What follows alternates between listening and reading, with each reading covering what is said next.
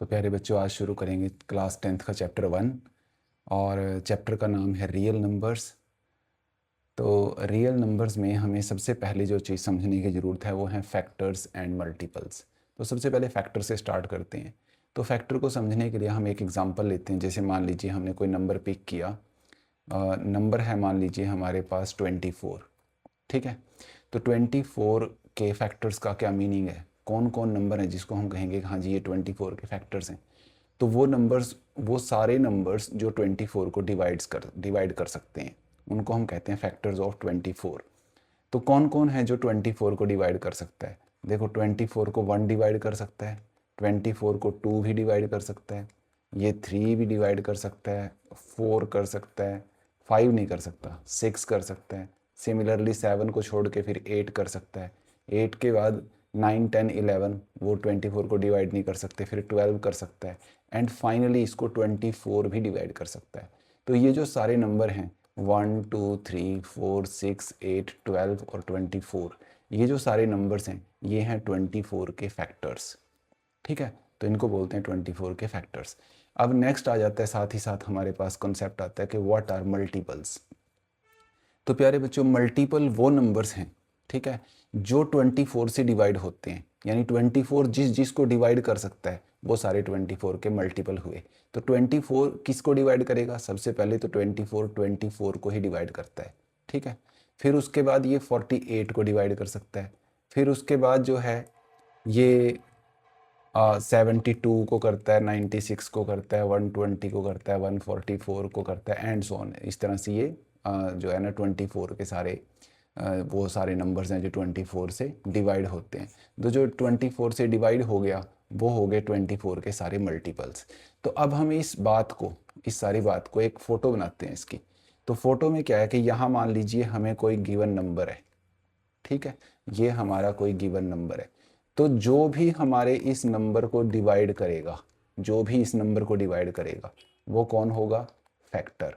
ठीक है, और हमारा नंबर जिसको डिवाइड करेगा वो सब होंगे मल्टीपल्स, वो सब होंगे मल्टीपल्स। हमारे नंबर को जिसने डिवाइड किया वो हैं फैक्टर्स ऑफ दिस नंबर, और हमारे नंबर ने जिसको डिवाइड किया वो है मल्टीपल्स ऑफ दिस नंबर। तो ध्यान रखें, फैक्टर नंबर को डिवाइड करता है, नंबर मल्टीपल को डिवाइड करता है। और इंटरेस्टिंग पॉइंट ये है कि ये जो फैक्टर है ये भी जाके इस मल्टीपल को डिवाइड करेगा। तो इसी सेंस में देखें तो ये जितने भी नंबर हैं हमारे लेकर के, यहाँ से 1 से लेकर के टोटल ये 24 तक, ठीक है, 1 से 1, 2, 3, 4, 6, 8, 12 एंड 24, जो 24 के फैक्टर्स हैं, ये सारे के सारे फैक्टर जाके इस जो ऊपर मल्टीपल्स लिखे हैं इन सबको भी डिवाइड करते हैं। ठीक है, ये पॉइंट हम ध्यान रखेंगे। फिर नेक्स्ट पॉइंट हम क्या समझेंगे? नेक्स्ट पॉइंट हमारे लिए इंपॉर्टेंट है कि किसी भी नंबर के जो फैक्टर्स हैं, फैक्टर्स वो फाइनाइट होते हैं। फाइनाइट का मीनिंग क्या है कि वो 2 होंगे, 4 होंगे, 10 होंगे, 15 होंगे, उनको हम काउंट कर सकते हैं। अब जैसे यहाँ पे 24 के फैक्टर हैं 1, 2, 3, 4, 5, 6, 7, 8, टोटल 8 फैक्टर्स हैं। हमें पता चल गया 8 है, तो फाइनाइट है। बट जो मल्टीपल्स हैं उनको हम काउंट नहीं कर सकते, बिकॉज ये 24 से स्टार्ट हुए बट आगे कहाँ तक जाएंगे कोई पता नहीं। जिसको चाहिए नेक्स्ट उसमें 24 और प्लस कर दो, फिर यहाँ वाला नंबर आ जाएगा, फिर उसमें 24 और प्लस कर दो, फिर यहाँ वाला नंबर आ जाएगा, और ये प्रोसेस इनफाइनाइटली चलती रहेगी। तो नंबर ऑफ मल्टीपल्स इनफाइनाइट होता है, नंबर ऑफ मल्टीपल्स जो हैं वो इनफाइनाइट होते हैं, ये हम ध्यान रखेंगे। तो यहाँ हमें फैक्टर और मल्टीपल का ये मीनिंग क्लियर हुआ। साथ ही साथ ये रिलेशन जो कि मैंने बताया कि जो फैक्टर्स हैं they divide the number and the number divides the multiple and factor also divide the multiple. तो इस चीज़ को हम अच्छे से ध्यान रखेंगे। अब इससे पहले कि हम आगे बढ़ें, एक छोटा सा पॉइंट और हम कर लेते हैं, समझ लेते हैं। वो है नंबर सिस्टम के कुछ मेन पॉइंट्स। सबसे पहले नंबर सिस्टम में हमने क्या पढ़ा था? हमने पढ़ा था नेचुरल नंबर्स।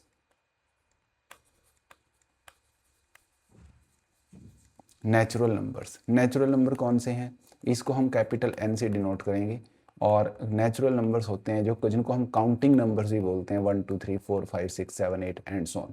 ये सब हमारे नेचुरल नंबर्स हैं। ठीक है, इनमें सबसे छोटा नेचुरल नंबर कौन है? Smallest one, that is 1।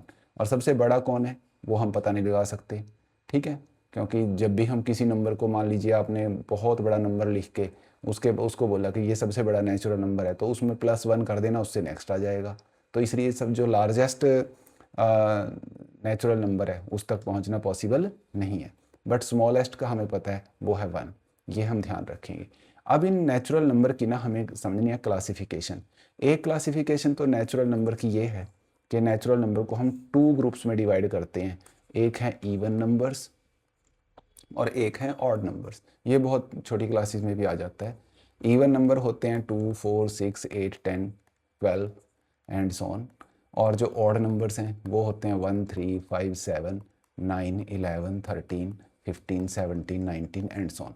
अब इनको ध्यान से देखें, ये जितने भी नंबर हैं 2, 4, 6, 8, 10, ये सब के सब डिविजिबल बाय 2 हैं। These are divisible by 2। तो ये इनका पहला प्रॉपर्टी है इवन नंबर्स का, कि वो सब के सब 2 से डिवाइड होंगे। इवन नंबर्स में और क्या है, इवन नंबर्स में जो यूनिट प्लेस डिजिट है, unit 1 second, unit place digit वो होता है 0 हो सकता है, 2 हो सकता है, 4 हो सकता है, 6 हो सकता है या फिर 8 हो सकता है। ठीक है। अब जैसे मान लीजिए कोई नंबर है, हमने लिया 769। अभी इसमें मैंने यूनिट प्लेस डिजिट देखा, क्या वो 0, 2, 4, 6 या फिर 8 में से कोई है? नहीं, तो फिर ये इवन नंबर नहीं है। ठीक है। तो खाली इसको देख के हम पता लगा सकते हैं। ये भी जो है जनरली छोटी क्लासेस में बता दिया जाता है। उसके बाद जो है नेक्स्ट इसकी जो प्रॉपर्टी है वो है कि इसका जो जनरल फॉर्म है, जनरल फॉर्म, वो होता है 2m। इसका क्या मीनिंग है? इसका मीनिंग है कि कोई भी दुनिया का इवन नंबर लो तो उसको हम 2 इंटू समथिंग, 2 इंटू समथिंग की फॉर्म में लिख सकते हैं। देखो अब बात तो वही आ गई ना कि ये 2 से डिवाइड होगा। ठीक है। तो पर ये याद रखना इंपॉर्टेंट है कि उसकी जनरल फॉर्म होती है 2m। या फिर ये बोलो कि वो 2, उसमें जो है ना 2 एक फैक्टर की तरह रहेगा, वो 2 से डिवाइड होगा। ये सब अलग अलग तरीके हैं जस्ट इसी बात को बोलने के, तो इसको हमने याद रखना है। अब इसका एक छोटा सा जो है एप्लीकेशन बता के फिर हम आगे बढ़ेंगे। जैसे मान लीजिए आपको बोले कोई 4m + 6n, इस नंबर के बारे में बताओ ये इवन है कि ऑड है। तो यहाँ आप देखो, इसमें और इसमें ये दोनों नंबर क्या हैं? 2 के मल्टीपल हैं, तो इसमें से 2 कॉमन ले लो। 2 कॉमन लेते ही क्या बचा? यहाँ बचा 2m, यहाँ क्या बचा? 3n, 2 से डिवाइड करके 3n। तो क्योंकि इस सारे नंबर को, ये जो पूरा नंबर है, इसको हमने क्या लिख दिया? 2 मल्टीप्लाइड बाय समथिंग। ये समथिंग ये सारा है। ठीक है। तो क्योंकि इसको 2 मल्टीप्लाइड बाय समथिंग की फॉर्म में लिख दिया गया है, तो फिर मैं श्योरली बोल सकता हूँ कि ये इवन नंबर है। तो यही इसका मीनिंग है कि जब हम किसी नंबर को 2 इंटू समथिंग की फॉर्म में लिख पाएँ, ठीक है, 2 इंटू समथिंग, तो फिर उसका वो क्या बन जाता है? वो इवन नंबर बन जाता है। तो ये हम ध्यान रखेंगे। अब इसके बाद आ जाते हैं हम ऑड नंबर्स की तरफ। ऑड नंबर्स कौन से होते हैं? ये 1, 3, 5, 7, 9, 11, 13, 15, 17, 19, ये सब हमारे ऑड नंबर्स हैं। तो इन ऑड नंबर्स का सबसे पहला फीचर ये है कि these are not divisible by 2। ये 2 से डिवाइड नहीं होते। ठीक है। तो जो 2 से डिवाइड नहीं है वो पक्का ऑड है। एक तो ये क्राइटेरिया हो गया। दूसरा, इनमें जो यूनिट प्लेस डिजिट है, यूनिट प्लेस डिजिट, वो क्या होता है? वो 1 हो सकता है, 3 हो सकता है, 5 हो सकता है, 7 हो सकता है या फिर 9 हो सकता है। अब यार मैंने एग्जांपल दिया था, यहाँ देखो क्या है, यूनिट प्लेस डिजिट इसमें 9 है, तो फिर ये इवन तो नहीं था बट ये ऑड है। ठीक है। तो ये इस तरीके से हम पता लगा सकते हैं। थर्ड है, इसका जो जनरल फॉर्म है, जनरल फॉर्म, वो होता है 2m + 1 या फिर 2m - 1। ठीक है। अब आप कहोगे सर ये m कौन है? तो m कोई इंटीजर है। ठीक है, पॉजिटिव इंटीजर कह लो उसको। तो m is a positive integer, m is a positive integer. ठीक है। तो इवन और ऑड के बारे में हमें इतनी बातें ध्यान में रखनी है। तो इसके बाद क्या आता है कि हमारे पास जो नेचुरल नंबर है, नेचुरल नंबर का जो सेट है 1, 2, 3, ठीक है, ऐसे करके ये जो हमारा सेट है, अगर हम इसके अंदर 0 को भी ऐड कर दें, ऐसे 0 को भी मिला दिया, तब इसका नाम हो जाता है होल नंबर।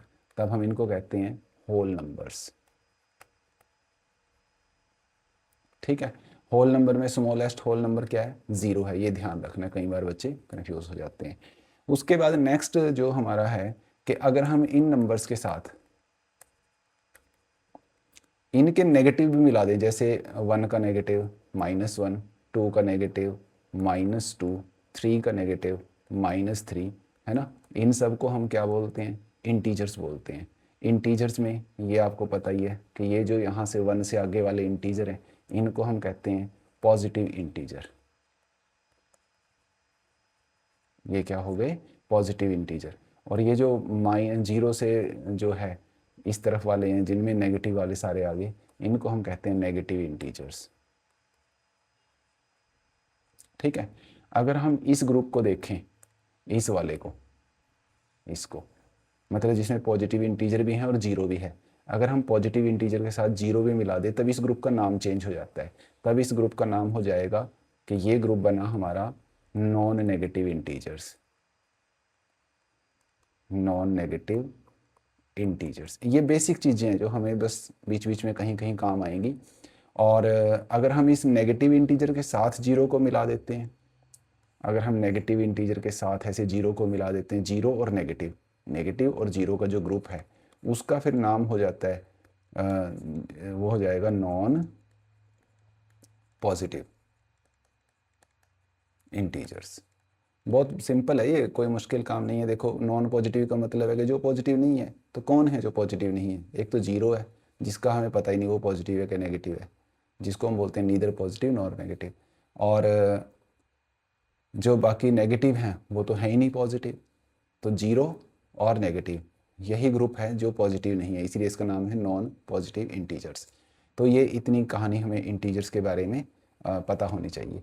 एक इम्पॉर्टेंट पॉइंट और है, वो ये कि हमारे पास मान लीजिए ये नंबर लाइन है, ठीक है, ये नंबर लाइन है। इस नंबर लाइन में हमने यहाँ पे मान लीजिए एक पॉइंट लिया, उसका नाम रख दिया 0, एक और पॉइंट लिया, उसका नाम रखा 1। इतने ही डिस्टेंस पे, जितना 0 और 1 में गैप है, इतने ही गैप पे मैंने एक और पॉइंट लिया, फिर वहाँ आ गया 2, फिर ये आ गया 3, ये 4, और ये इसी तरीके से प्रोसेस चलती रही। और फिर मैंने इसके जो है ना लेफ़्ट साइड में भी यहाँ 0 से जितनी दूर 1 है उतनी ही डिस्टेंस पे इस तरफ यहाँ एक पॉइंट लिया, उसका नाम रखा -1, फिर एक और पॉइंट लिया -2, फिर ये हो गया -3, ये -4, -5। ठीक है। तो मैं समझाना क्या चाह रहा हूँ आप लोगों को, ये समझें कि जो यहाँ तक के जो नंबर्स हैं, चाहे नेचुरल हो, चाहे होल हो, चाहे इंटीजर्स हो, इनको डिस्क्रीट नंबर्स बोलते हैं। ठीक है। डिस्क्रीट का मतलब है कि they can be represented by A point, इनको एक पॉइंट की तरह रिप्रेजेंट कर सकते हैं ये। ठीक है। तो नंबर लाइन के ऊपर एक नंबर यहाँ है, मान लीजिए हम इंटीजर की बात करें, एक इंटीजर यहाँ है, दूसरा इंटीजर यहाँ है, तो बीच में यहाँ कोई इंटीजर नहीं है।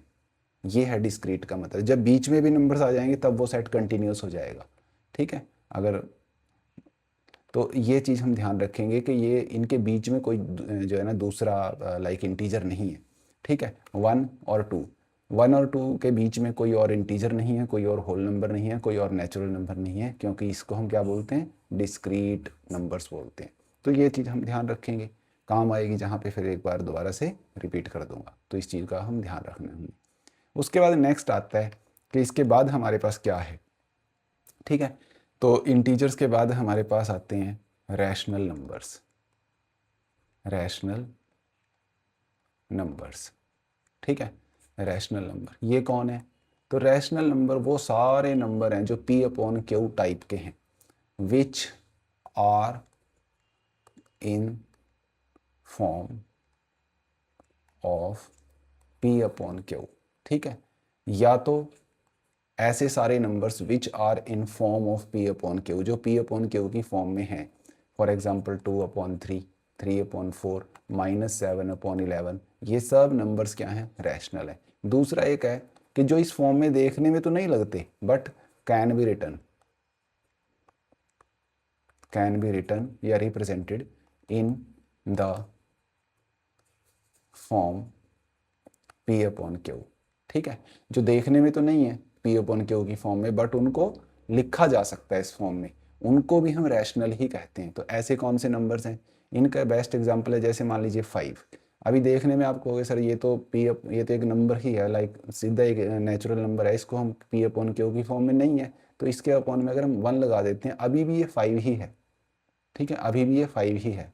तो अगर ये 5 है तो ये पी अपॉन क्यू की फॉर्म में आ गया। तो एक तो ये एग्जांपल हो गया। एक हम इसका एग्जांपल ले सकते हैं डेसिमल वाले नंबर्स, जैसे मान लीजिए 1.2 है, तो हमने सीखा है कि इसका डेसिमल कैसे रिमूव करते हैं। तो डेसिमल रिमूव करते टाइम डेसिमल के नाम का 1 आ जाता है और आगे जितने डिजिट हो उतनी जीरो, तो ये 12/10 यानी कि ये P upon Q type number बन गया।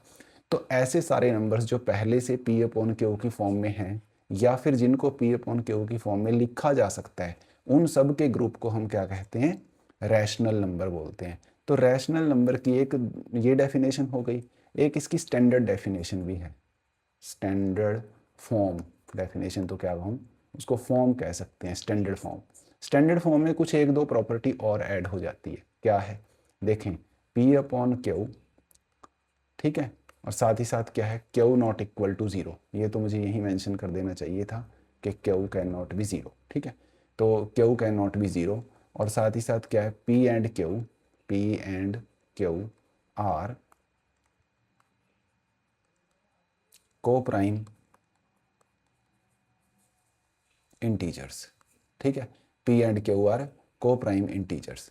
तो अब ये इसकी कंप्लीट एक तरह से डेफिनेशन बन गई, यही हमारे काम आएगी जब हम चैप्टर 1 के क्वेश्चन अभी शुरू करेंगे। तो ये को प्राइम वर्ड को मैं थोड़ा सा जो है समझाना चाहता हूँ कि ये को प्राइम क्या है। बट उससे पहले जो है एक बार ये बता दूं कि रैशनल नंबर में कौन कौन से नंबर इंक्लूड होते हैं, है ना, उसको थोड़ा डिस्क्राइब करके फिर हम इस पे आएंगे।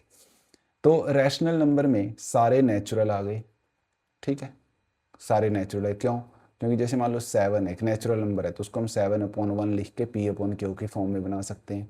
अब जब नेचुरल आ गए तो सारे फिर होल नंबर भी आ गए, क्योंकि होल नंबर में कौन है, बस जीरो ही तो एक्स्ट्रा है, बाकी तो सारे नेचुरल ही हैं, तो जीरो के अपॉन में भी 1 लिख के उसको भी हम रैशनल की फॉर्म में लिख सकते हैं।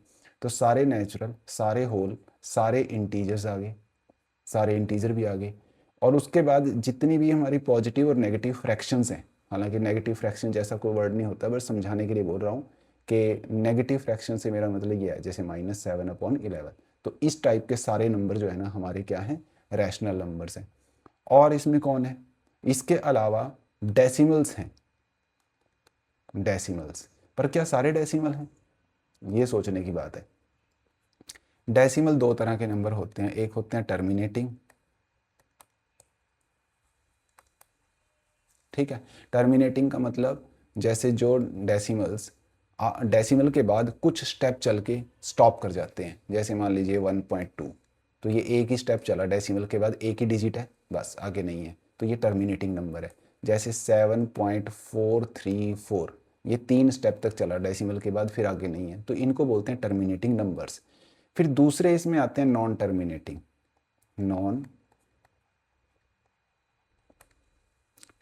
नंबर्स।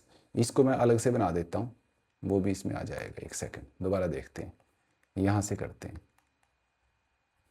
डेसिमल्स, डेसिमल्स का हो गया, एक बना टर्मिनेटिंग, एक बना नॉन टर्मिनेटिंग।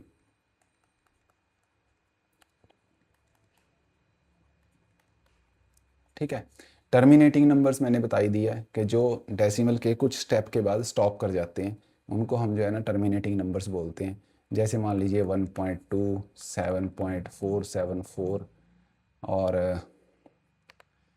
और मान लीजिए 9.1235947, ये चाहे 1 लाख स्टेप तक ऐसे चला जाए, पर अगर जाके वहाँ रुक गया तो फिर भी हम इसको टर्मिनेटिंग ही मानेंगे।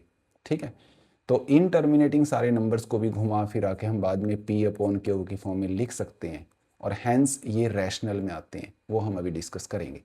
उसके बाद बचता है नॉन टर्मिनेटिंग। नॉन टर्मिनेटिंग कौन है, जो डेसिमल के बाद एक बार शुरू हो गए फिर रुकते ही नहीं, चलते ही जाते हैं। फॉर एग्जांपल 0.333333 और ये इनफाइनाइटली चलता जाए।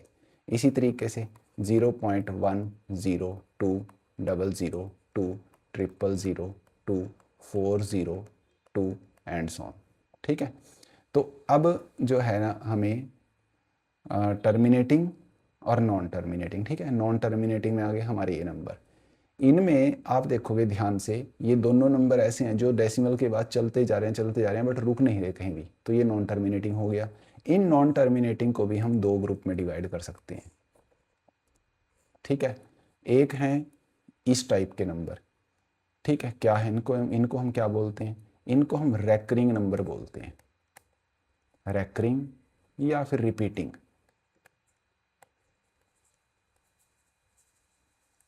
रिपीटिंग डेसिमल्स, ठीक है। और ये वाले कौन है, ये है नॉन रेकरिंग,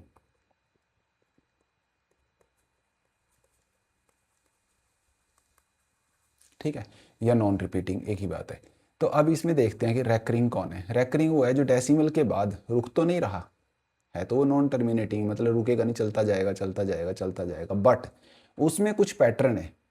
पैटर्न क्या है कि आप कुछ डिजिट या फिर कुछ ग्रुप ऑफ डिजिट्स रिपीट करते हैं। जैसे अगर आप इसमें देखोगे तो 3 बार बार आ रहा है, तो इसमें 3 रिपीट करता है, तो 0.3333 ये नंबर क्या हो गया हमारा, रेकरिंग हो गया। इसी तरीके से 0.17171717 and so on.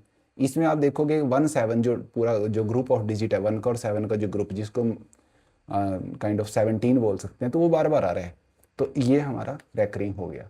But non recurring में कौन है, जिसमें कोई कुछ रिपीट ही नहीं करता, हर स्टेप पे पैटर्न चेंज हो जाता है या कोई पैटर्न ही नहीं है, उसको बोलते हैं नॉन रेकरिंग। जैसे इसको थोड़ा एनालाइज करते हैं, ये हमारे काम का भी है। 0.10, फिर मैंने लगाया 2, फिर 002, फिर 00002, फिर ऐसे ही 4 टाइम्स 02, और ये पैटर्न यूँ ही चलता गया। अब आप कहोगे सर जी इसमें पैटर्न तो है, बट ध्यान दें पैटर्न तो है, वो चेंज हो रहा है हर बार, चेंज नहीं होना चाहिए। जैसे यहाँ पे पैटर्न है 17 17 17 17, वो बार बार सेम ही चल रहा है, तो उसको बोलेंगे हम रिपीटिंग।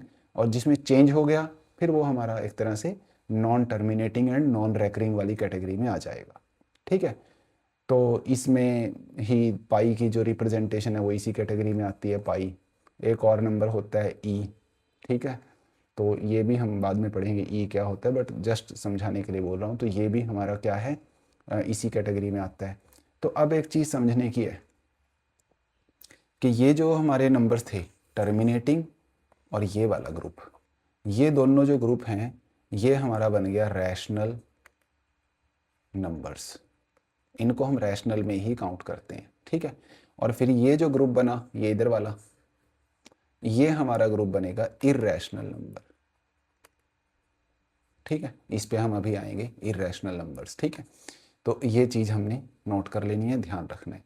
अब हम थोड़ा सा डिस्कस करते हैं कि ये इर्रेशनल नंबर क्या है, ठीक है। इर्रेशनल नंबर्स, तो एक तो बहुत सिंपल सी डेफिनेशन ये है कि इनकी जो डेसिमल प्रेजेंटेशन है, डेसिमल प्रेजेंटेशन, जब हमने उनको डेसिमल की फॉर्म में प्रेजेंट कर दिया, decimal presentation is non terminating and non recurring.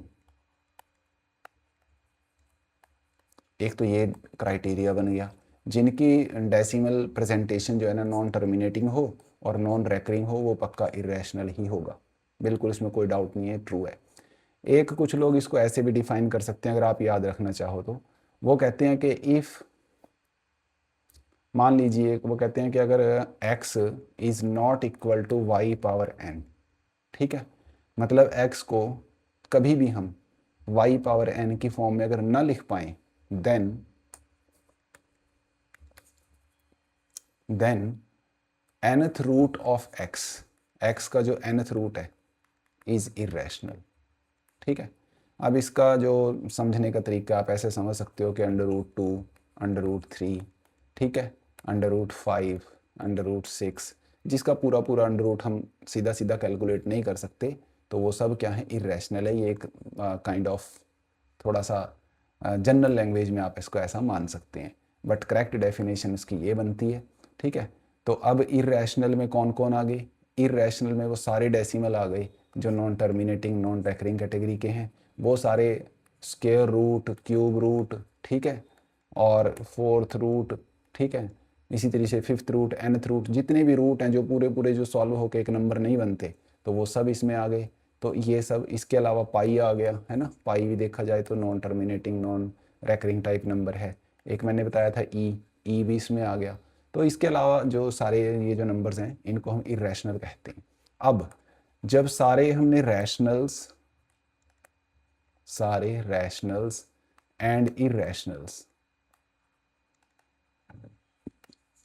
Taken together, ठीक है, इन सब को जब इकट्ठा ले लिया तो ये बन गया, इस नए ग्रुप का नाम बन गया रियल नंबर्स। तो यही हमारे फर्स्ट चैप्टर का नाम है, रियल नंबर्स। तो यहाँ से हम अपना काम शुरू करेंगे। इससे पहले कि हम आगे बढ़ें तो थोड़ा सा मैं आपको बता दूँ, इसकी एक फ़ोटो अपने दिमाग में रखना कि अगर हम रियल नंबर्स को ऐसा बनाते हैं, मान लो कि ये रियल नंबर है, तो इसमें से यहाँ बना लेते हैं हम इर्रेशनल नंबर, और इधर वाला हो गया ये सारा रैशनल। ठीक है, रैशनल के बीच में ही नेचुरल हैं, उसी के बीच में ही होल हैं, उसी के बीच में इंटीजर्स हैं। ठीक है, आई फॉर इंटीजर, कुछ लोग इसको जेड से भी लिखते हैं।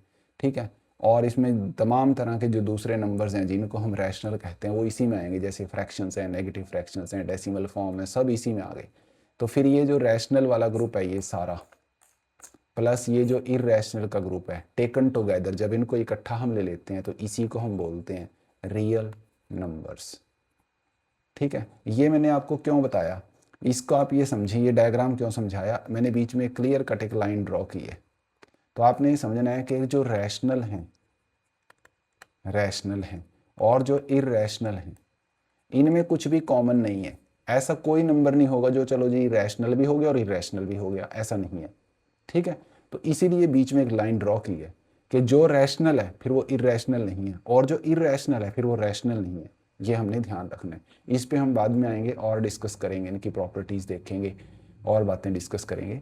फ़िलहाल के लिए हम एक छोटा सा इम्पोर्टेंट पॉइंट है और उसको देख लेते हैं कि जो हमारे नेचुरल नंबर हमने डिस्कस किए थे, नेचुरल नंबर्स। ठीक है, तो नेचुरल नंबर्स जो हमने डिस्कस किए हैं उसमें हमें इसकी एक और क्लासिफिकेशन हमें समझनी है। ठीक है, एक इसमें आते हैं प्राइम नंबर्स, एक आते हैं कंपोजिट नंबर्स।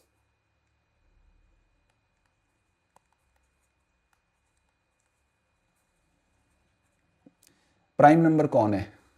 ठीक है, तो एक तो ये पक्का हो गया कि वो नेचुरल ही होगा।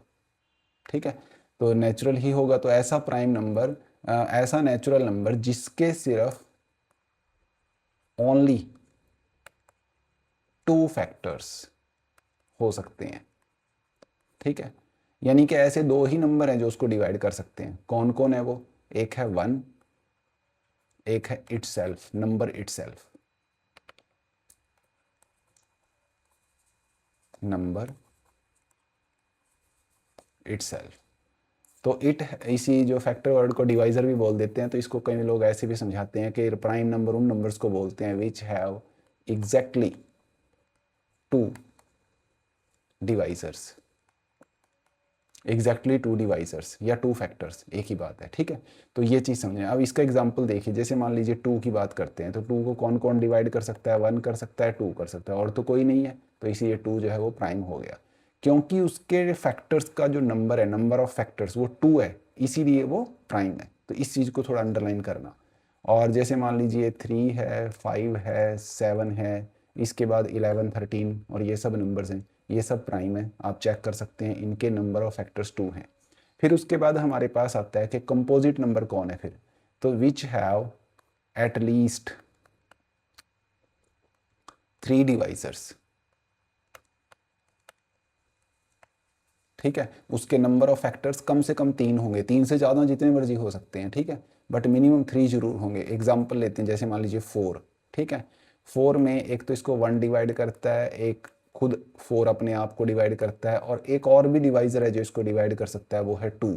तो इस तरीके से ये क्या हो गया? कंपोजिट नंबर होगा, क्योंकि नंबर ऑफ फैक्टर्स कितने हो गए? 3, या 3 से ज़्यादा हों तब भी। जैसे मान लीजिए हम 16 ले लेते हैं, तो 16 को 1 डिवाइड करता है, 2 डिवाइड करता है, फिर उसके बाद 4 करता है, फिर 8 करता है, फिर 16 करता है। तो नंबर ऑफ डिवाइजर्स कितने हो गए? 5। तो ये भी क्या हो गया, कंपोजिट। तो इस तरीके से हमारे ये नंबर्स हैं, ठीक है।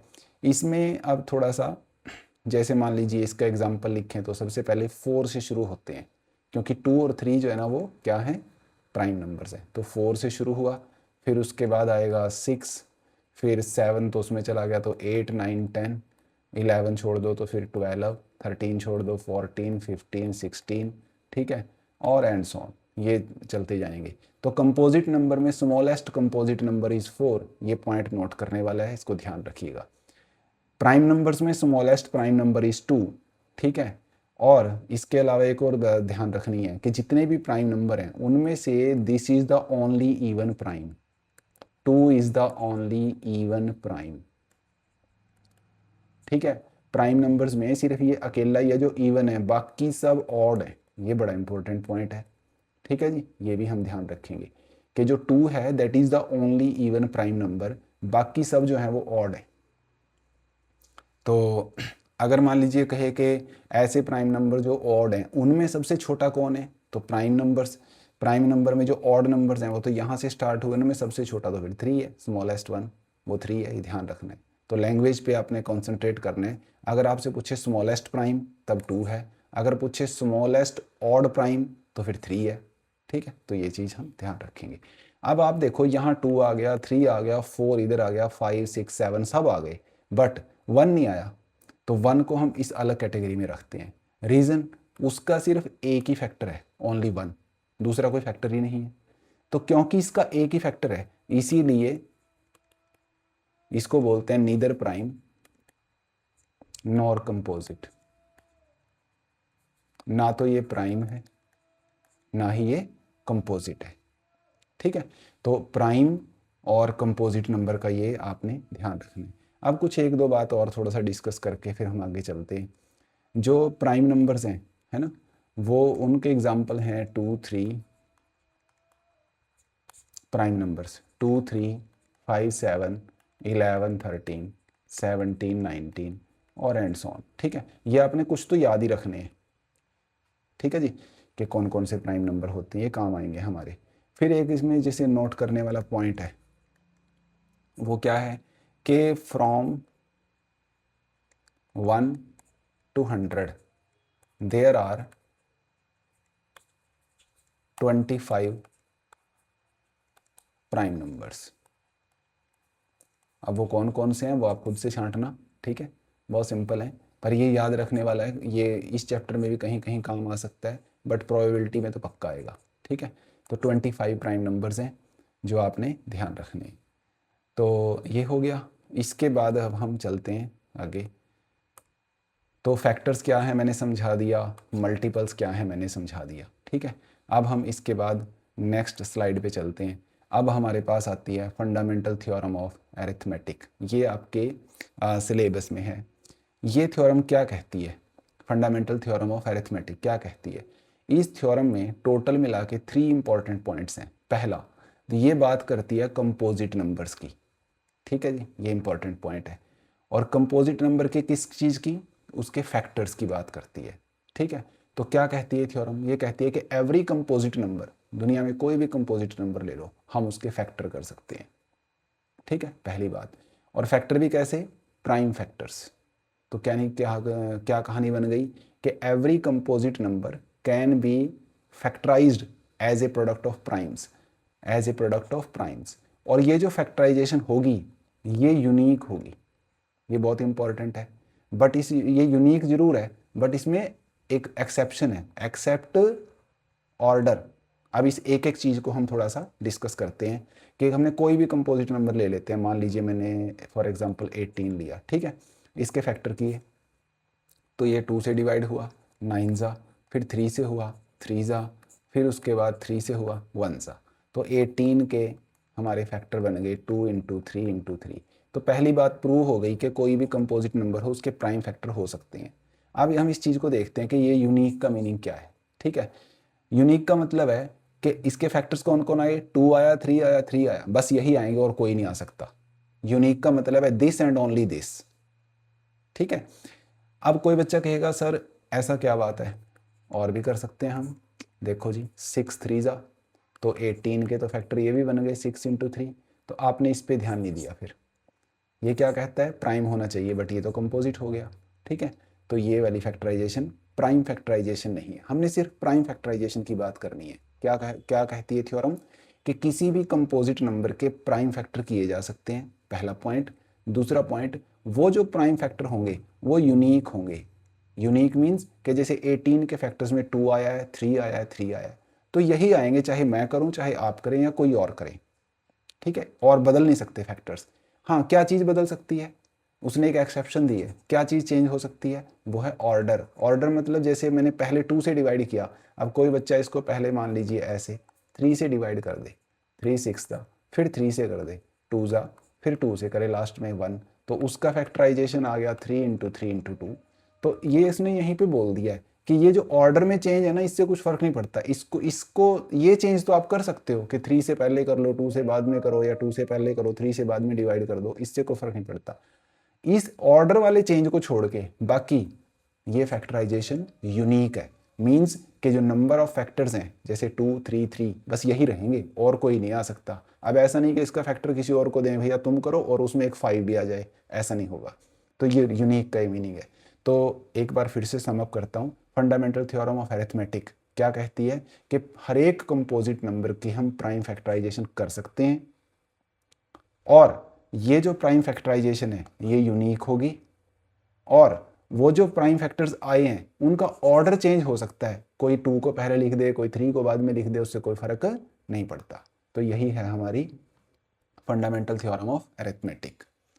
तो उसके बाद नेक्स्ट हमारे पास एक और इसी की डेरिवेटिव वाला एक इसी से जो है थ्योरम बनी है, इसका सिर्फ अपने को स्टेटमेंट याद होना चाहिए जो क्वेश्चंस करने के लिए। तो ये थ्योरम क्या कहती है कि मान लो कि p कोई प्राइम नंबर है, ठीक है, p कोई प्राइम नंबर है, और a जो है ना वो एक पॉजिटिव नंबर है। तो हमारे पास 2 नंबर्स हो गए, एक p और एक a क्या है, कोई भी पॉजिटिव नंबर है, और p क्या है, एक प्राइम नंबर है। और इसने कंडीशन क्या दी है कि इफ p, अगर ये p डिवाइड कर देता है किसको, a स्क्वायर को, अगर p जो है वो a स्क्वायर को पूरा पूरा डिवाइड करने का मतलब होता है कंप्लीटली डिवाइड करना। मीन्स हमने डिवाइड किया, यहाँ कुछ आंसर आया और रिमाइंडर बचा 0, इसको बोलते हैं डिवाइड करना। ठीक है, कि हमने a स्क्वायर को p से डिवाइड किया, आंसर कुछ आया और रिमाइंडर 0 बचा। जब रिमाइंडर 0 बचे तभी हम कहेंगे कि हाँ p ने a स्क्वायर को डिवाइड कर दिया है। तो अब ये थ्योरम क्या कहती है, ये थ्योरम कहती है कि अगर p प्राइम नंबर किसी नंबर के स्क्वायर को डिवाइड करता है, then if p divides the square of a then p divides a। तो फिर वो p जो है ना वो a को भी डिवाइड करेगा। ठीक है, अब इसके प्रूफ में हम नहीं पढ़ेंगे, हम एक एग्जांपल से इसको काइंड ऑफ वेरीफाई करके और आगे निकल जाएंगे। देखें कैसे, जैसे मान लीजिए मैंने एक प्राइम नंबर लिया 3, ठीक है, मैंने एक प्राइम नंबर ले लिया 3।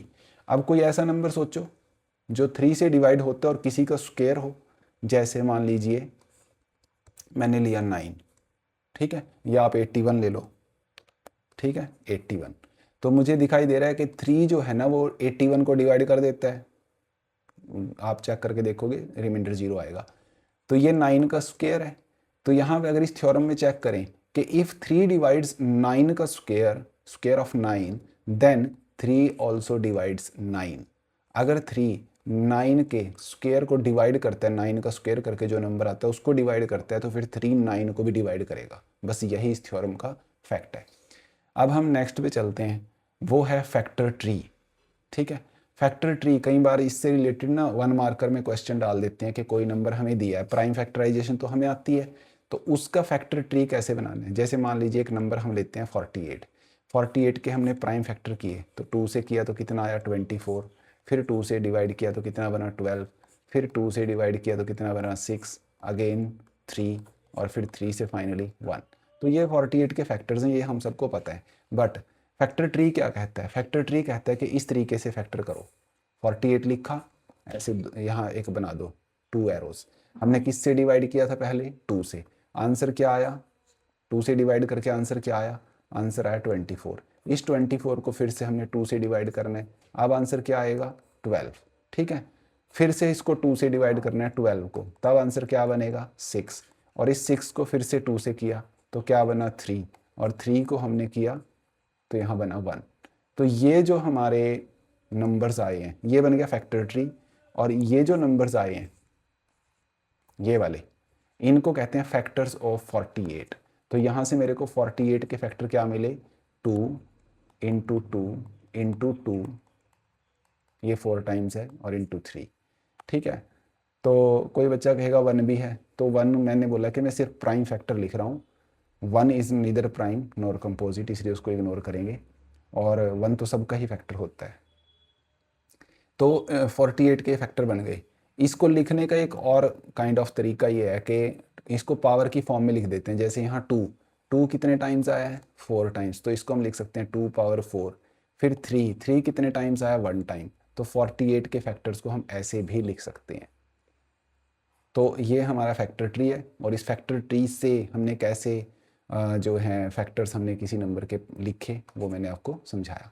अब इसमें एक चीज़ समझने वाली है, थोड़ा इसमें ना रिवर्स देखते हैं जाके कि अगर हमें ये फैक्टर्स दिए हैं तो कैसे हम इसको समझें। हमने ऐसे समझना है कि 3 और 1 इन दोनों को मल्टीप्लाई करके ये मिलता है, फिर इस 3, ये वाला 3 और ये वाला 2 दोनों को मल्टीप्लाई करके ये मिलता है, फिर 6 और 2 इन दोनों को मल्टीप्लाई करके ये मिलता है, 6 2 12, फिर इस 12 को और 2 को दोनों को मल्टीप्लाई करके 24 मिलता है, और अगेन इन दोनों को मल्टीप्लाई करके 48 मिलता है।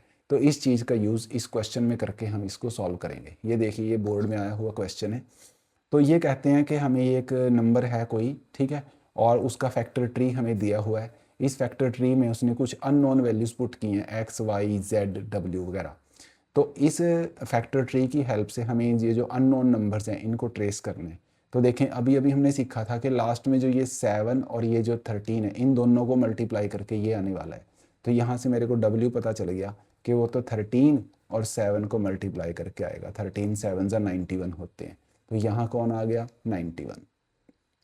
अब इसी स्टेप को और एक स्टेप पीछे जाएं तो क्या बनता है कि ये जो 91 है और ये जो 3 है, इन दोनों को मल्टीप्लाई करके Z आएगा। तो Z आ गया हमारे पास 91 इंटू 3, जो कि बना 273। तो यहाँ से हमें क्या पता चल गया कि Z का वैल्यू कितना हो गया, 273। और ये इन दोनों का प्रोडक्ट ये है, आप चेक करके देख सकते हो, यही आएगा। फिर फाइनली Y कैसे मिलेगा, वो ये जो 819 और 2 है, इन दोनों का प्रोडक्ट है। तो Y हमें मिला 819 इंटू 2, तो ये बनेगा 1638। 1638। अब x का वैल्यू क्या है, वो इन दोनों का प्रोडक्ट है, y का और इसका। तो जो x का वैल्यू बनेगा वो बनेगा 1638 इंटू 2। इन दोनों को मल्टीप्लाई करेंगे तो 38 2 जा 76 होते हैं, 16 2 जा 32। तो ये बन जाएगा, एक तरह से ये नंबर आ गया हमारा 3276। ठीक है, तो इस तरीके से हमने इसके जो हमने कॉन्सेप्ट सीखा है फैक्टर ट्री वाला, उसकी हेल्प से ये एक्स वाई जेड डब्ल्यू की वैल्यू हमने फाइंड की है। इस टाइप के क्वेश्चंस हमें जनरली मिल सकते हैं। अब हम समझेंगे meaning of HCF, highest common factor. तो HCF का कॉन्सेप्ट जो है ना, वो 2 नंबर्स या मोर देन 2 नंबर्स के रिगार्डिंग ही ट्रू है। ठीक है, तो हम 2 नंबर से स्टार्ट करते हैं। जैसे मान लीजिए हमने कोई 2 नंबर सेलेक्ट किए, हमने लिया एक नंबर ले लिया 16। ठीक है, एक नंबर हमारा हो गया 16, और एक नंबर ले लेते हैं, मान लो चलो 18। ठीक है, अब 16 और 18 के हमने फैक्टर्स देखे। 16 और 18 के फैक्टर्स, 16 का फैक्टर कौन है, 1 तो सबका ही फैक्टर है। ठीक है, 1 के बाद 2 है इसका फैक्टर, और इसका फैक्टर कौन है, 4 है। इसका फैक्टर और कौन है, 4 के बाद 8 है, और 8 के बाद 16 है। इसी तरीके से हमने जो है 18 के फैक्टर किए। 18 के फैक्टर में 1 है, 2 है, 3 है, 3 के बाद 6 आता है, 9 आता है, और फाइनली 18 आता है। तो ये हैं फैक्टर्स ऑफ 16 और ये हैं फैक्टर्स ऑफ 18। आप एक चीज़ देखो, ध्यान दो इस चीज़ के ऊपर कि इसमें ये जो 1 है, ये जो 2 है ना, और इसके अलावा बस और तो कोई नहीं है ना। तो ये कॉमन फैक्टर्स हैं, जो ऊपर भी हैं, 16 में भी हैं और 18 में भी हैं।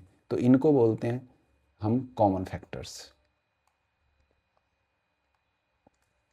Common factors. तो कॉमन फैक्टर कौन कौन हुए, 1 हुआ, 2 हुआ। ठीक है, अब इन कॉमन फैक्टर्स में जो सबसे बड़ा नंबर हो, कॉमन फैक्टर्स में जो सबसे बड़े वाला है which is 2, in this case जो 2 है, तो उसी को बोलते हैं हाईएस्ट कॉमन फैक्टर। ठीक है, तो वो हो गया हमारा 2। तो अब ध्यान से देखें कि जो हाईएस्ट कॉमन फैक्टर है कौन है, जो भी हमें नंबर्स गिवन है उन नंबर्स के जो जितने भी कॉमन फैक्टर्स हैं उन कॉमन फैक्टर्स में सबसे बड़े नंबर को ही हम क्या कहते हैं, हाईएस्ट कॉमन फैक्टर कहते हैं। ठीक है, अब इस हाईएस्ट कॉमन फैक्टर को फाइंड करने के हमारे पास क्या क्या तरीके हैं, थोड़ा सा उनके ऊपर डिस्कस करके फिर हम आगे बढ़ेंगे। जैसे मान लीजिए सबसे पहला जो इसमें मेथड आता है वो है प्राइम फैक्टराइजेशन मेथड।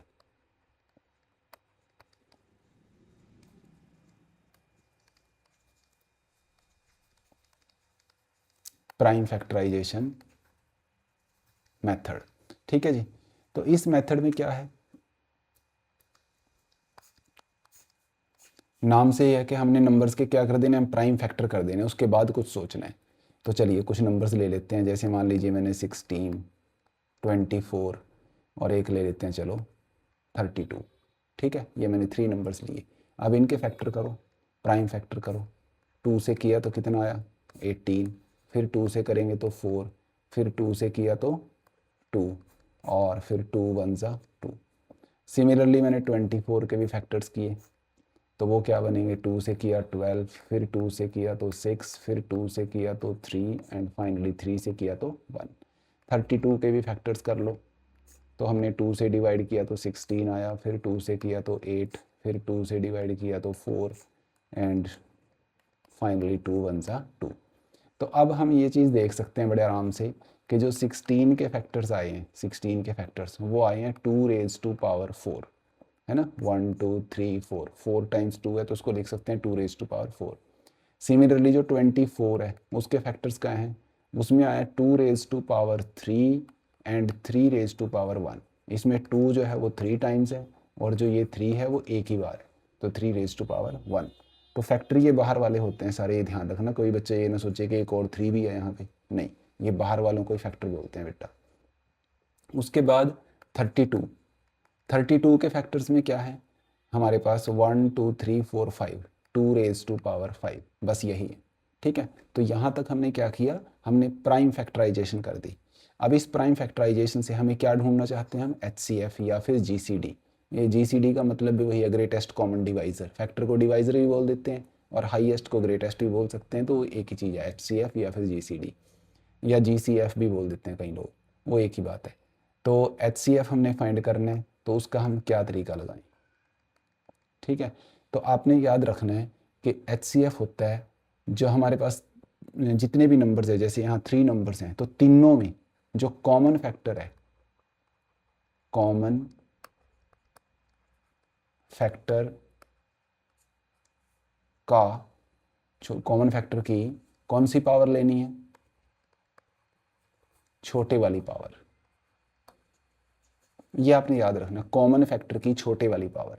बस अब देखो जी कॉमन फैक्टर कौन है, ऐसा कौन, इसमें फैक्टर है 2 2 2, ये तीनों में है, तीनों में ही कॉमन है, तो उस फैक्टर को हमने लिखा, 2 लिखा। उसकी छोटे वाली पावर, यहाँ पावर है 4, यहाँ 3, यहाँ 5, तो छोटी पावर क्या बन गई 3। तो इसमें जो HCF बना वो बना 2 raise to power 3 which means 8।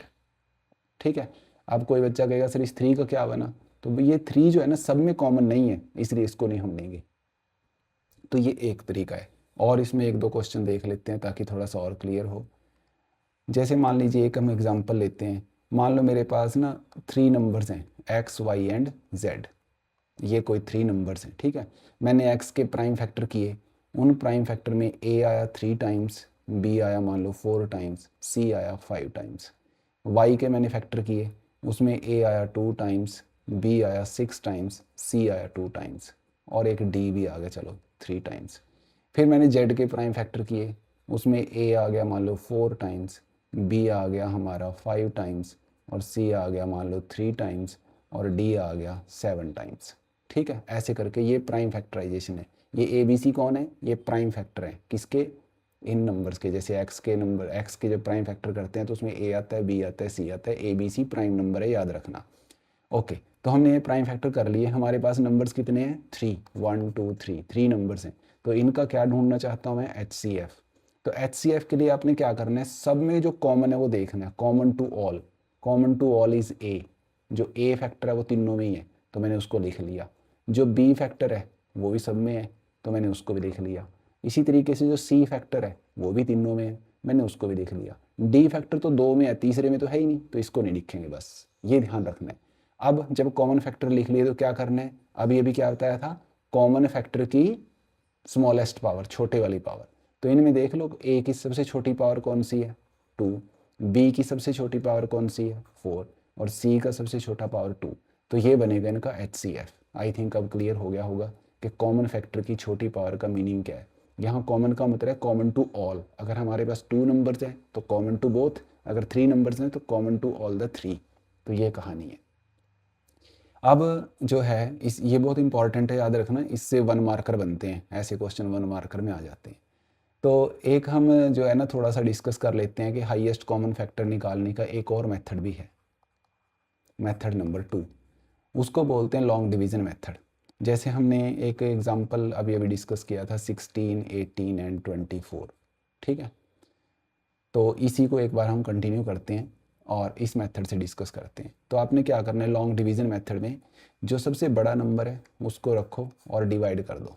इस वाले को डिवाइड कर देने। किससे डिवाइड करने? जो बच गए दोनों उनमें से जो बड़ा है उससे। तो जो 2 बचे थे 16 और 18, उनमें से 18 बड़ा है, उससे डिवाइड कर दिया। दोबारा सुनो, जो सबसे बड़ा नंबर है उसको डिवाइड कर दो सेकंड लार्जेस्ट नंबर से, जो सेकंड नंबर पे सबसे बड़ा है उससे।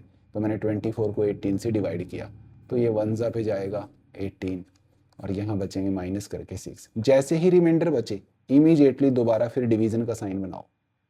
दोबारा साइन बनाने के बाद जो इससे प्रीवियस, इससे पिछले सेट में डिवाइजर है, इससे पिछले जो स्टेप में, इससे पिछले स्टेप में जो डिवाइजर है जिससे हमने डिवाइड किया था 18 से, उस डिवाइजर को यहाँ बीच में रखो। ठीक है, और फिर डिवाइड करो। 6 3 ज़ा 18। अब ये तो बाई चांस पूरा पूरा डिवाइड हो गया, अगर बच जाता तो दोबारा फिर डिवीजन का साइन बना देता और 6 को बीच में ले लेता, पर अभी तो हो गया। तो लास्ट डिवाइजर कौन है? वो है 6। अगर हमें सिर्फ ये 2 ही नंबर दिए होते, ये वाले 2 नंबर्स, तो इन दोनों नंबर का जो HCF है वो 6 आ गया था। बट हमारे पास अभी एक और नंबर है, तो उसके लिए हम इस प्रोसेस को आगे बढ़ाएंगे। तो एक हमारे पास आ गया 6 यहाँ से, और एक बचा हुआ है 16। इनमें दोनों में फिर से वही प्रोसेस लगाओ, बड़े वाले नंबर को बीच में रखो, छोटे वाले को बाहर रखो। तो किया डिवाइड। जब डिवाइड करेंगे तो क्या होगा, देखो जी, 6 2 ज़ा 14। तो यहाँ क्या बचा? 2। अब रिमाइंडर बच गया, तो हमारा रूल कहता है कि दोबारा फिर डिवीजन का साइन बनाओ, और इस जो प्रीवियस, जो इससे पिछले सेट में जो स्टेप में जो हमारा डिवाइजर है उसको उठा के बीच में ले आओ। तो 6 को उठा के हम बीच में ले आए, फिर हमने डिवाइड किया, 2 3 ज़ा 6, और यहाँ पे जाके डिवीज़न कंप्लीट हो गई। तो लास्ट में जिसने डिवाइड किया ये, तो ये 2 ही हमारा एक तरह से फाइनली HCF आ गया। तो जो ये लास्ट स्टेप में जो डिवाइजर है उसी को हम कहते हैं HCF। तो इसका HCF बना 2। आई थिंक ये क्लियर हो गया, इसको आप दोबारा देख सकते हैं। तो ये हो गया। इसके बाद चलते हैं नेक्स्ट। अब HCF के बारे में ना एक बड़ी इंपॉर्टेंट प्रॉपर्टी है। ठीक है, क्या प्रॉपर्टी है? ये कहता है कि अगर हमारे पास 2 पॉजिटिव इंटीजर्स हैं, ध्यान से देखना, ये बड़ा इंपॉर्टेंट है, ये सिर्फ 2 में लगती है। अगर हमारे पास 2 पॉजिटिव इंटीजर हैं, अगर 3 हो गए तब नहीं चलेगी ये प्रॉपर्टी सिर्फ 2 पॉजिटिव इंटीजर्स के रिगार्डिंग है। तो ये प्रॉपर्टी क्या कहती है कि मान लो वो दोनों नंबर हैं A और B। ठीक है, तो उन नंबर्स का प्रोडक्ट, A और B का प्रोडक्ट इज इक्वल टू होगा क्या? HCF और LCM के प्रोडक्ट के। तो क्या बोल सकते हैं? Product of numbers is equal to होता है product of LCM and HCF। ठीक है, यानी कि इसी की बात को हम ऐसे भी लिख सकते हैं कि first number multiplied by second number is equal to HCF into LCM, या LCM इंटू HCF, एक ही बात है। ठीक है, तो इस तरीके से बना। अब इसका यूज़ क्या है? ठीक है, इसका यूज़ है कि जब हमें 2 नंबर्स गिवन हो, तो 2 नंबर्स गिवन है 1 2, और 2 उनके HCF और LCM हो गए, HCF और LCM, तो टोटल कितनी क्वांटिटीज होगी? 4। इन 4 क्वांटिटीज में से जब भी हमें कोई 3 क्वांटिटीज गिवन होंगी, 4 में से कोई 3, तो we can find we can calculate the value of fourth quantity with the help of this formula. कैसे, अभी हम देख सकते हैं। जैसे मान लीजिए हमने कोई भी 2 नंबर्स ले लिए, मान लो मैंने लिया 8 और 6, ठीक है, ये 2 नंबर्स हैं, ये हमारा ए है, ये हमारा बी है, ठीक है। इनका मैं आपको बता देता हूँ कि चलो इनका HCF जो है वो 2 है, ठीक है। अब LCM बताओ, ऐसा क्वेश्चन आ गया, ठीक है जी। तो हमने जैसे ही 2 नंबर्स देखे तो हमारे माइंड में क्लिक करना चाहिए कि 2 नंबर्स की तो ये वाली प्रॉपर्टी होती है, तो इसमें वैल्यूज पुट करो। फर्स्ट नंबर का वैल्यू है 8, सेकंड नंबर का वैल्यू है 6, ठीक, और HCF का वैल्यू है 2 और LCM का वैल्यू अपने को फाइंड करना है, तो इस इक्वेशन से बड़े आराम से LCM का वैल्यू आ जाएगा। ये 2 जो है हम यहाँ ले आए, 2 3 ज़ा 6 और LCM का वैल्यू बना 24, ठीक है जी। तो इस फॉर्मूले का ये इसका एक एप्लीकेशन है। अब आप कहोगे सर अभी तो आपने जो है ना HCF की प्रॉपर्टी बताई थी, इसमें तो LCM भी आया, तो वो भी हमारे सिलेबस का ही पार्ट है, तो अभी LCM को डिस्कस कर लेते हैं। देखिए जी LCM क्या होता है, ठीक है। अब मैं फिर से जो है ना कुछ एक एग्जांपल से आपको ये समझाऊंगा। देखें, जैसे मान लीजिए मेरे पास एक नंबर है, मान लो मैंने लिया 8 और एक नंबर है मान लो 12, ठीक है, ये मैंने 2 नंबर्स ले लिए। अब मैं इनके मल्टीपल्स लिखूंगा, ठीक है। तो 8 के मल्टीपल कौन से होते हैं, जो 8 से डिवाइड होंगे। 8 से डिवाइड होने वाले नंबर कौन कौन है, सबसे पहला तो नंबर ऐसा 8 है, फिर 16 है, फिर 24 है, उसके बाद 32, फिर 40, फिर 48, फिर 56, और ये इसी तरीके से प्रोसेस चलती रहेगी। और चाहिए तो 8 प्लस करते चले जाओ, ठीक है। अब कई बच्चे ना इसका मल्टीपल का मीनिंग ऐसा समझ लेते हैं कि हमने 8 का टेबल लिखना है और सोचते हैं कि 8 10 80 के आगे कोई मल्टीपल नहीं है। नहीं, वो फिर उस 80 में 8 फिर प्लस करो तो 88 आ जाएगा, उसमें फिर 8 प्लस करो तो 96, और 8 प्लस करते जाओ, आपको नेक्स्ट जो मल्टीपल है वो मिलता जाएगा। तो नंबर ऑफ मल्टीपल इनफाइनाइट होता है, हमने डिस्कस किया था।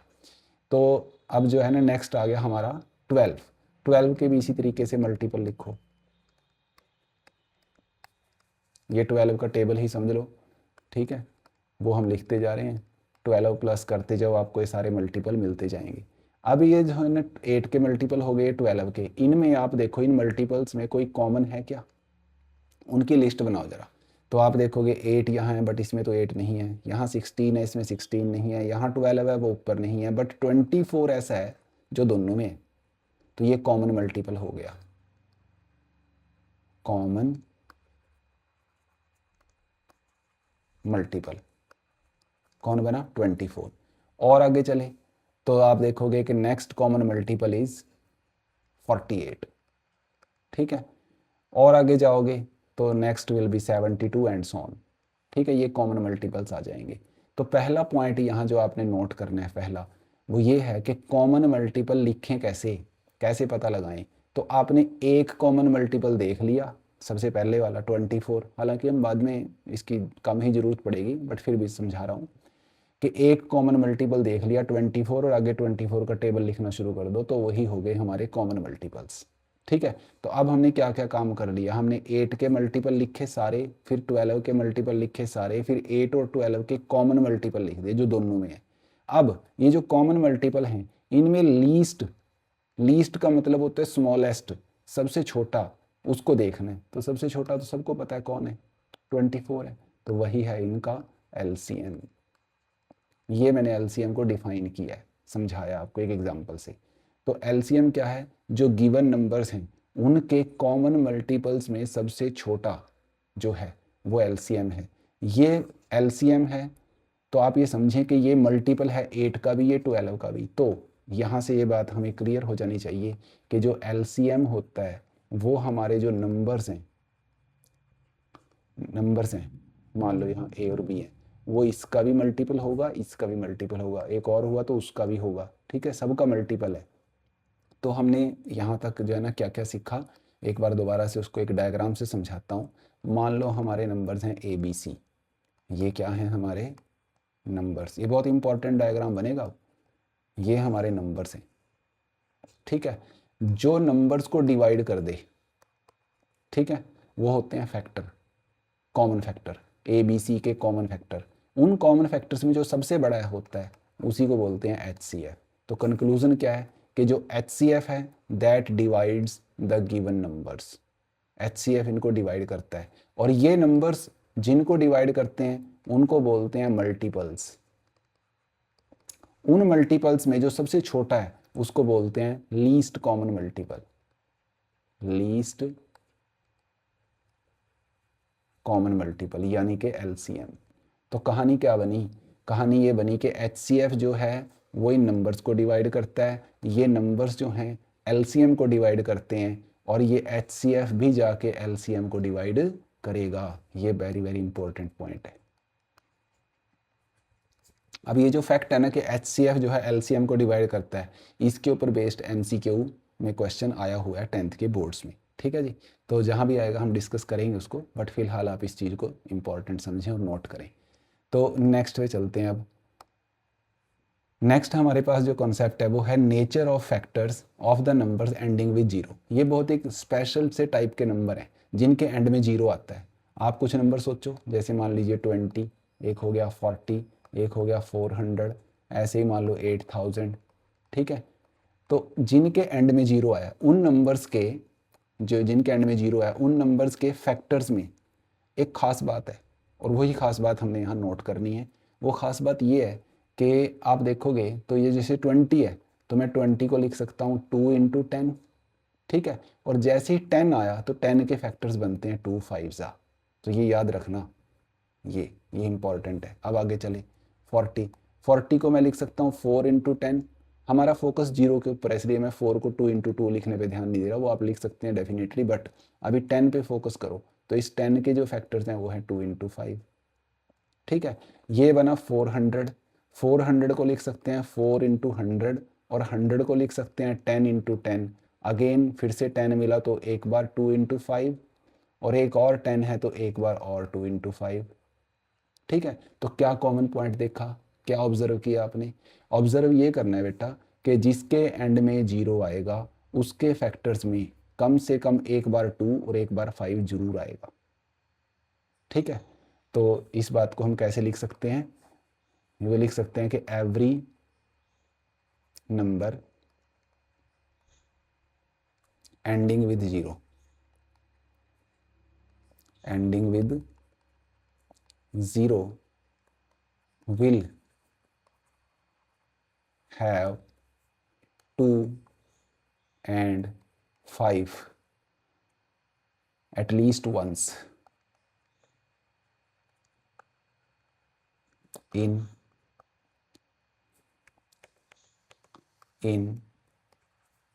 its prime factorization।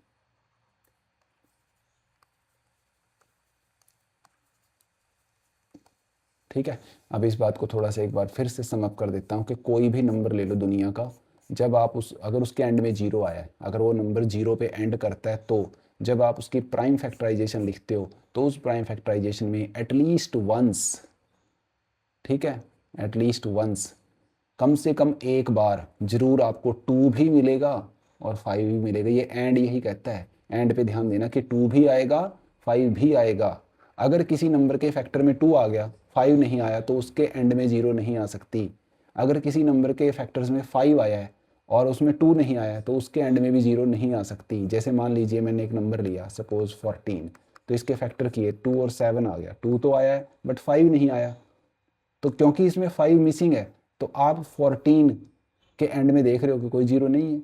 ठीक है, अगर आप इसकी मान लो स्क्वायर कर दो तो यहाँ भी स्क्वायर हो जाएगा। ठीक है, स्क्वायर होते ही क्या हो गया, दोनों फैक्टर 2 बार हो गए, 2 भी 2 टाइम्स हो गया, 7 भी 2 टाइम्स हो गया। इवन देन तब भी 5 तो नहीं है, 5 नहीं है तो 14 का जो स्क्वायर आएगा उसके एंड में भी जीरो नहीं आएगी। ठीक है, अगर आप इसका क्यूब कर दो तो क्यूब का मतलब है कि ये जो 2 है ये 3 टाइम्स आएगा और 7 भी 3 टाइम्स आएगा, पर अभी भी 5 नहीं है। 5 नहीं है तो इसका मतलब जब 14 का आप क्यूब करके देखोगे ना तो उसके एंड में जीरो नहीं आएगा। ये पॉइंट समझना है, अगर किसी नंबर के एंड में जीरो आना है तो उसके फैक्टर्स में 2 एंड 5 दोनों होने चाहिए कम से कम एक बार। बस यही मेन पॉइंट है। अब हम चलते हैं नेक्स्ट पे और अब देखते हैं क्वेश्चन। ये आपकी बुक का NCERT बुक का एग्जांपल है। Consider the number 4 power n। हमने एक नंबर दिया है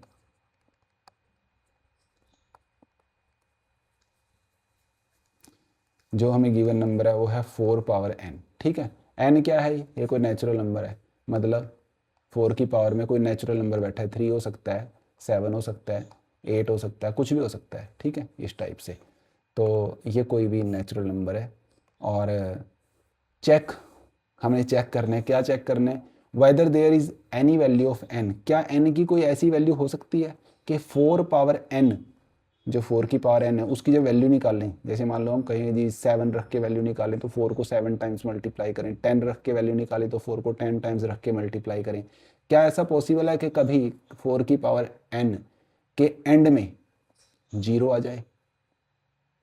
ये उसने हमसे क्वेश्चन पूछा है। तो अब ये नहीं कि हम चेक करने बैठ जाएं कि पहले 1 रखा फिर 2 रखा फिर 3 रखा, नो। अब हमने जो अभी भी थ्योरम सीखी है जो ये वाली, कि जिसके एंड में 0 आएगा तो उसके फैक्टर्स में एक बार 2 और एक बार 5 जरूर होना चाहिए। अगर 2 और 5 में से कोई भी मिसिंग है, अगर 2 आया है 5 नहीं आया तो भी 0 नहीं बन सकता। अगर 5 आया किसी नंबर के फैक्टर्स में और 2 मिसिंग है तब भी उसके एंड में 0 नहीं आ सकता। तो ये चीज़ हम ध्यान ये यहाँ यूज़ करेंगे। चलिए अब इसके फैक्टर्स करो।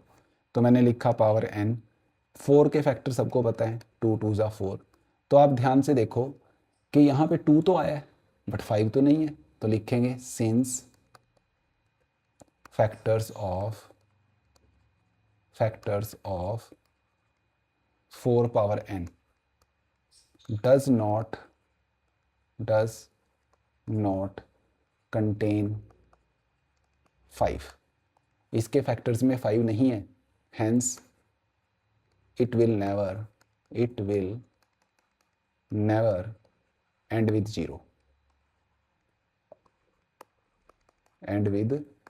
0 for any value of n,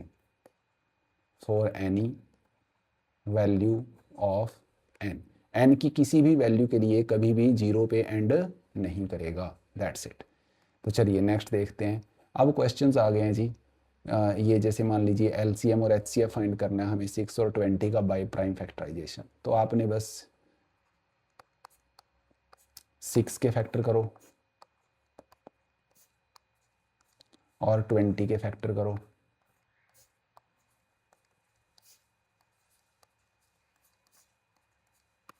तो लिखो जी 6 के फैक्टर क्या बने, 2 × 3, 20 के फैक्टर क्या बने, 2 का स्क्वायर और 5 का पावर 1, ठीक है। तो यहाँ से हम लिखते हैं HCF, ठीक है।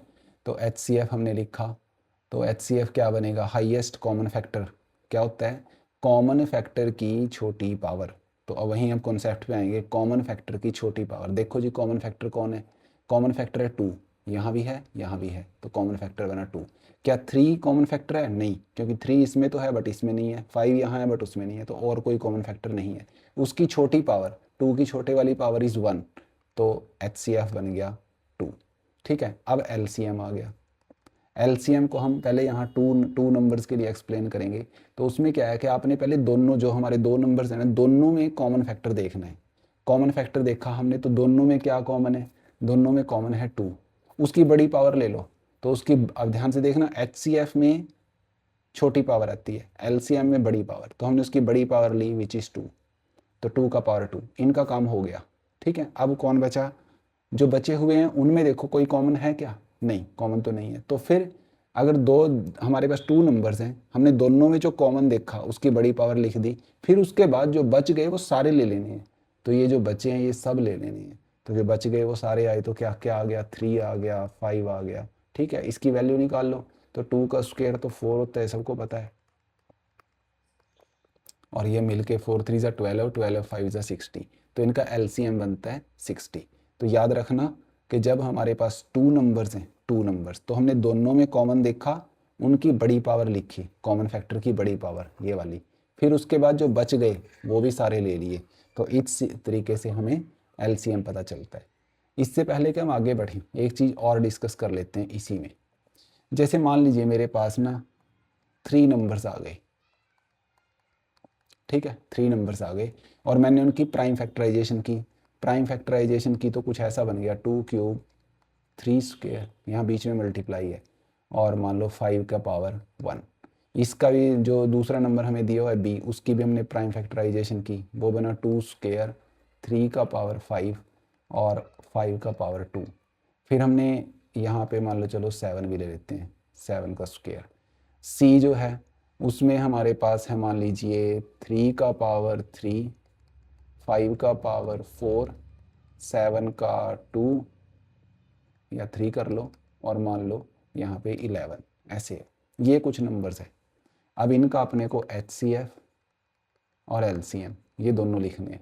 तो चलिए कैलकुलेट करते हैं। अब थोड़ा प्रोसेस को समझना। HCF में सिंपल है, कॉमन टू ऑल, जो सब में कॉमन है। HCF में क्या देखना है, जो सब में कॉमन है। जो 2 है वो तो यहाँ है, पर इसमें तो 2 नहीं है, तो 2 को नहीं लेंगे। 2 is not a factor which is common to all. अब फिर कौन है, फिर हमने देखा ये 3, ये तो तीनों में है, इसको ले सकते हैं, लेंगे। और ये जो 5 है ये भी तीनों में है। 7 तीनों में नहीं है, वो यहाँ नहीं है। इसी तरह 11 तो एक में ही है। तो हमने क्या किया, ये जो कॉमन फैक्टर है उसको लिखा 3 और 5। HCF में कौन सी पावर लेनी है, छोटे वाली पावर। तो हमने इसमें छोटी पावर देखी विच इज़ 2, इसमें छोटी पावर देखी वो 1 है, ठीक है। तो ये बन जाएगा 3 का स्क्वायर 9, और यहाँ ये 5, ये 45 आ गया। तो ये है HCF। अब देखते हैं LCM। LCM में क्या है, अब हमारे पास कितने नंबर्स हैं, 3। ध्यान से देखना, पहले कॉमन टू ऑल द 3, पहले तीनों में कॉमन देखो, जो तीनों में ही कॉमन है। तो तीनों में कॉमन कौन है, एक तो 3 है और एक 5 है। उनकी बड़ी पावर लो, तो 3 की बड़ी पावर इज़ 5 और 5 की बड़ी पावर इज़ 4। यहाँ तक डन हो गया। हमारे पास 3 नंबर्स हैं, तो जो तीनों में कॉमन है, कॉमन टू ऑल द 3, उनकी बड़ी पावर ये ले ली। अब जो दो में कॉमन है वो देखो, ध्यान से देखो। ये वाला 2 जो है ना, ये दोनों में कॉमन है, A और B में। और जो 7 है वो B और C में कॉमन है, उनको भी लो। जो दोनों में कॉमन है अब उसको देखो, तो दोनों में कॉमन है 2, उसकी बड़ी पावर विच इज़ 3। यहाँ 7 है दोनों में कॉमन, उसकी बड़ी पावर विच इज़ 3। तो पहले स्टेप में हमने देखा कॉमन टू ऑल द 3, दूसरे स्टेप में देखा कॉमन टू एनी 2, कोई 2 में कॉमन। अब जो बच गए वो सारे, तो बचा कौन अब 11। तो ये बनेगा इसका LCM, ठीक है। LCM में ध्यान रखना पड़ता है, पहले तीनों में कॉमन देखना है, उसकी बड़ी पावर, फिर दो में कॉमन, उनकी बड़ी पावर, और फाइनली जो बच गए वो सारे। तो इससे हमारे क्वेश्चंस इजीली बनेंगे। चलिए नेक्स्ट देखते हैं। ये कहता है find the HCF of this number and 404, 96 and 404 by prime factorisation, hence find their LCM। तो इसमें देखो ध्यान से, उसने पहले बोला है कि प्राइम फैक्टराइजेशन करके HCF निकाल लो। तो चलो ये निकाल देते हैं। 96 प्राइम फैक्टर करो, हमने 2 से डिवाइड किया। अब कुछ कुछ बच्चों को ना मतलब ऐसी दिक्कत होती है कि हमें कैसे पता चलेगा जी ये 2 से डिवाइड होगा। तो आप थोड़ा सा याद रखें, मैंने इवन नंबर में समझाया था कि जिसका ये यूनिट प्लेस डिजिट 2 से डिवाइड हो जाए वो नंबर भी 2 से डिवाइड होगा। तो ये 2 के टेबल में 6 आता है, तो ये नंबर भी 2 से डिवाइड होगा।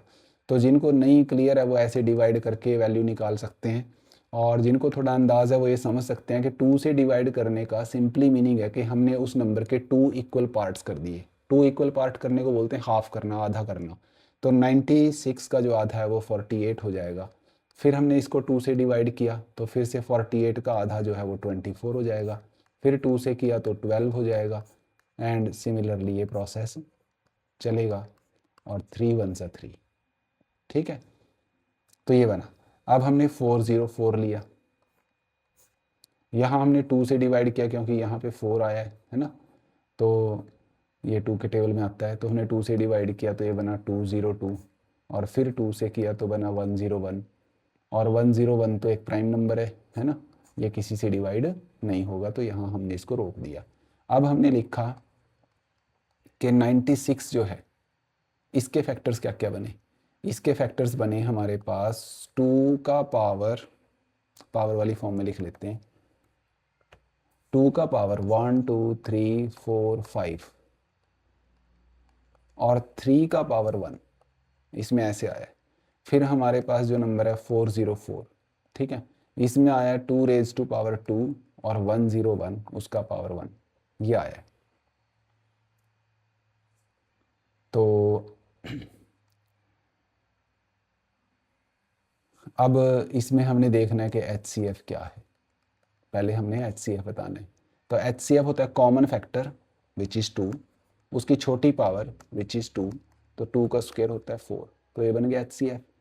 अब उसने बोला कि हेंस फाइंड देयर LCM। यहाँ पे ना कुछ अलग अलग व्यू पॉइंट हैं। अगर तो आप LCM लिखें, मान लो इसी फैक्टराइजेशन का यूज़ करके LCM लिखना है, तो फिर तो ये है कि कॉमन फैक्टर देखो विच इज़ 2, उसकी बड़ी पावर लिया विच इज़ 5, और जो बच गए वो सारे, तो कौन कौन बच गया, एक 3 बच गया और एक 101, तो ये हमारा आ जाएगा LCM। बट कुछ टीचर्स या कुछ लोग इस चीज़ को ऑब्जेक्ट करते हैं, वो कहते हैं कि हेंस लिखने की क्या ज़रूरत थी, वो यहीं ये भी लिख सकता है find LCM and HCF by prime factorisation. तो यहाँ हेंस का मीनिंग वो ये कहते हैं कि ऐसे मत फाइंड करो और इस प्रॉपर्टी का यूज़ करो कि first number multiplied by second number और LCM मल्टीप्लाइड बाय HCF। ठीक है, तो यहाँ से फर्स्ट नंबर क्या है जी, 2 पावर 5 इंटू 3 पावर 1, ये फर्स्ट नंबर हो गया इतना, और सेकेंड नंबर है 2 पावर 2 इंटू 101, ये हो गया हमारा सेकेंड नंबर। फिर HCF हमें पता है, LCM तो हम फाइंड करना चाहते हैं। HCF हमारा है 2 का पावर 2, ठीक है, तो फिर LCM आ जाएगा, ये 2 पावर 2 को उठा के इधर ले आओ, ये बन गया 2 का पावर 5, 3 का पावर 1, 2 का power 2 and 101 upon 2 raise to power 2, ऐसा बना। तो आप देख सकते हो ये कैंसिल हो गया और जो बचे वो यही हैं। तो इस तरीके से भी आप इसका LCM फाइंड कर सकते हैं। नेक्स्ट देखें, find the HCF and LCM of this using prime factorisation. देखो यहाँ बोल रहा है कि प्राइम फैक्टराइजेशन से ही दोनों चीज़ें फाइंड करो, है ना, तो ये एडवाइजेबल है कि यहाँ पे हमें ये वाला मेथड लगाना चाहिए। चलिए नेक्स्ट देखते हैं। तो नेक्स्ट हमारे पास है नंबर हैं 6 और फिर है 72, फिर है 120। तो चलिए जी इसके फैक्टर्स करो, 2 3 ज़ा 6 और 3 1s इस 3। नेक्स्ट इसको भी किया 2 से तो ये बना 36, फिर 2 से किया तो 18, फिर 2 से किया तो 9, और अब 3 से जाएगा, 3 3 ज़ा 9, फिर 3 1 ज़ा 3। फिर नेक्स्ट हमने इसको किया तो ये 2 से किया तो ये बना 60, फिर 2 से डिवाइड किया तो बना 30, फिर 2 से किया तो बना 15, और 3 5 ज़ा 15 एंड 5 1 ज़ा 5। तो अब हमने सबके फैक्टर कर लिए तो लिख लेते हैं। 6 के फैक्टर्स में आया, 2 जो है वो 1 टाइम आया है, 3 जो है वो 1 टाइम आया है, यहाँ से आप इसको देख सकते हैं। फिर हमने जो है नेक्स्ट 72 के फैक्टर्स लिखे, उसमें 2 जो है वो कितने टाइम्स है, 3 टाइम्स, तो लिखेंगे 2 पावर 3, और 3 जो है वो 2 टाइम्स है तो 3 पावर 2 ऐसे लिखा। फिर हमने लिखे 120 के फैक्टर्स, 120 में 1 2 3, 3 टाइम्स तो आया 2, फिर 3 एक बार आया है और 5 भी आया एक बार, ये हमने सारे लिख लिए। अब लिखते हैं जी HCF। HCF क्या होता है, जो सब में कॉमन है उसकी छोटी पावर, कॉमन फैक्टर की छोटी पावर। तो देखें सब में कॉमन कौन है, तो 2 जो है वो सब में कॉमन है, देखो जी यहाँ भी है, यहाँ भी है, यहाँ भी है, और उसकी छोटी पावर क्या बनेगी 1, यहाँ 1 है, 3 3 तो छोटी पावर होगी 1, और 3 जो है यहाँ भी है, यहाँ भी है और यहाँ भी है, तो ये भी कॉमन फैक्टर है। कॉमन फैक्टर है तो इसकी भी छोटी पावर देखनी है विच इज़ 1।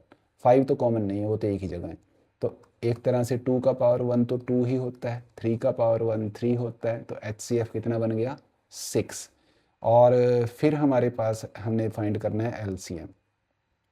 ठीक है जी, तो LCM कैसे फाइंड करेंगे, LCM फाइंड करने के लिए आपने क्या करना है, जो कॉमन फैक्टर है उसको लिखो। हमने कॉमन फैक्टर लिखा 2, 3 नंबर्स है ना, पहले तीनों में कॉमन देखना है, तो कॉमन तीनों में जो कॉमन है वो 2 है और 3 भी है, वो भी तीनों में ही कॉमन है, यहाँ 2 यहाँ 3, तो जो तीनों में कॉमन है वो देखा और उसकी बड़ी पावर लिखी, तो 2 की बड़ी पावर इज़ 3 एंड 3 का जो बड़ा पावर है दैट इज़ 2।